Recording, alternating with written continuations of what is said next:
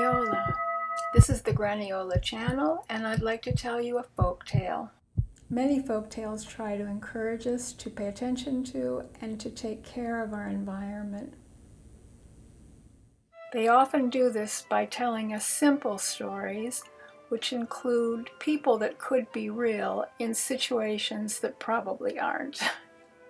This is one of those stories, and it's called Thumbs Off.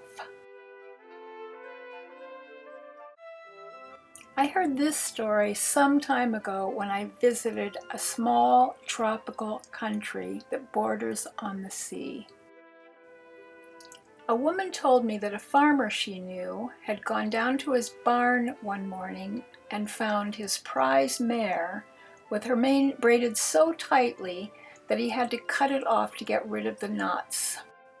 Later I was told that this was not at all uncommon, and that the person who had done the braiding was the guardian of the forest. He was a little man 3 feet high with red hair and his feet facing backwards. While he did very much enjoy playing tricks on people while they were sleeping, his main function was to keep a balance between animals and human beings. He was constantly roaming the countryside. He made certain that no hunter killed more than he actually needed in order to feed his family, and he never allowed any harm to come to an animal that was nursing her young. On the morning of undoing the elaborate horse hairdo, 2 young men were preparing to leave that farm to go out hunting. The boys were twins, and although they looked exactly alike, they had very different characters. One was quiet and respectful, and the other was cocky and loud.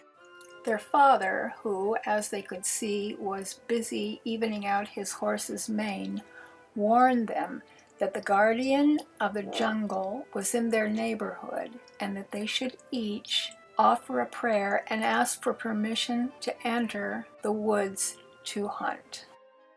The first of the twins did so, but the second just rolled his eyes and started walking down the path into the jungle. Game was abundant and the weather was clear, so it took them much less time than it normally did to gather what they needed. After a short time, one brother began buttoning up his bag and said that he was ready to go home. The other answered that it was such a perfect day, he was going to try his luck at killing some more animals. At that very moment, they heard an extremely loud and high-pitched whistle.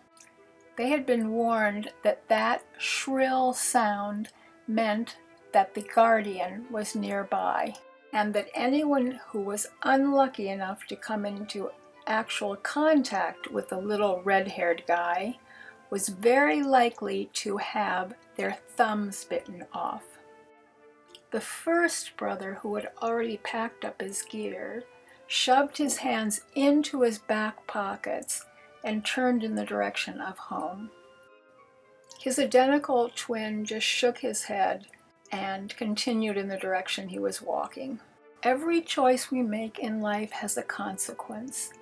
The first brother made it home safely.